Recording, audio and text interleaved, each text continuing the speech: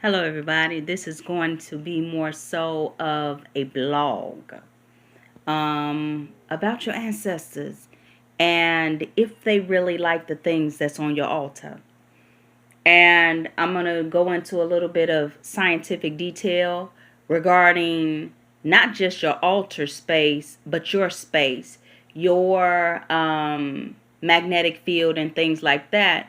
And how close to you are your ancestors? How close up can they be? Well, I was having a conversation within the spirit realm with my spiritual team. And something that came up was I was sitting there eating, I guess, some beef jerky. Someone wanted me to try some type of beef jerky, right? And I tried and I was like, it's all right. But then I thought about, where did I get the idea? Whether it was sent to me from a actual physical vessel, meaning a human, or wherever it was sent to me. How did I get it? Well, I know that telepathically, my ancestors and spiritual beings commune in etheric form and talk. Be binging off their different suggestions and the things that they want with actual human beings. So me just wanting the beef jerky wasn't just me. It's because they wanted it. And by me being in this form and I'm not able to hear them in the regular tone or frequency that I would speak to you, they have to use other methods to get me to do certain things, like get the beef jerky. I wouldn't think to put no beef jerky on my altar. And they know that. So they got me to eat the beef jerky. And do you know that they can experience that while I'm eating it with me? Not by taking over a body, not by getting inside of my body, but literally standing within my auric field, standing close to my astral body. We walk around every day with other types of bodies. This is just a materia body.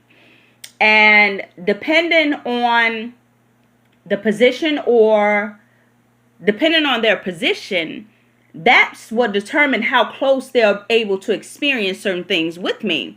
So say, for instance, I was in my bedroom and they was like outside the door or whatever. If my auric field goes all the way out the door to my bathroom and things like that, if they're standing close to that area, they will, in fact, be able to, and I decided to eat something in my room, they'll be able to feel those same sensations.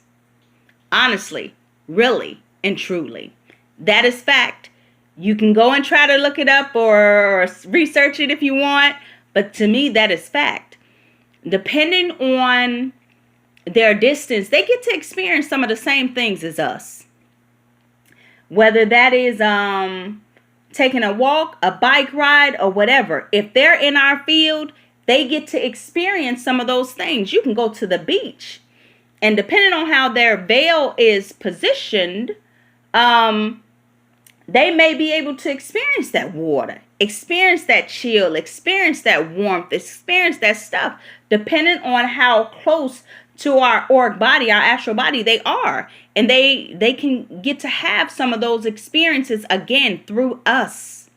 They experience a lot of things through us, depending on our DNA and things like that.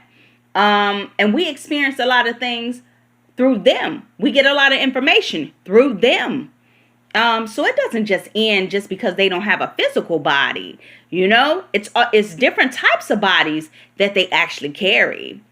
And when it comes to, their eating and things like that, it's different type of methods that they actually use. Yes, on one part, they may use energy to consume some of the properties of food and things like that.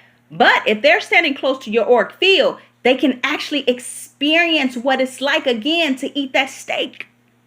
They can experience again what it's like to eat those peanuts that they used to eat in 1940. Just by you doing it, depending on how close the veil is and depending on how close they are to your etheric field. Yeah, so it really gets deep. Your ancestors are always around you, regardless of what you say, regardless of what you think. You could be another religion, and it does not matter. They are always around you. And when it comes to altars, don't pay so much attention to what someone else has on their altar, because you have your specific set of ancestors that like specific things. They might not like what Jane and John Doe has on their altar. They don't like that stuff. So don't try to put the same stuff that somebody else put on their altar. Always go with your intuition, your gut, the things that you hear around you, your synchronicities, and your feelings. Your feelings. That's why, on another note, someone else can't really decipher your dreams, because those are messages sent for you. Now, you may go and get a tarot reading about something that's going on in your life. And what it's supposed to do is open up those different centers and doors within yourself for you to break down what this specific meaning in your life is. It's supposed to get you started. It's supposed to open up.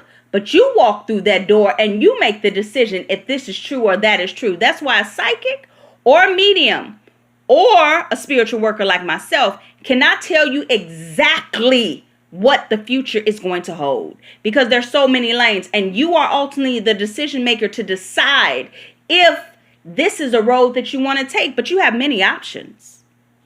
So don't believe someone telling you that it's just one path for you and this is your future and this is what's going to happen. No, you always have an option.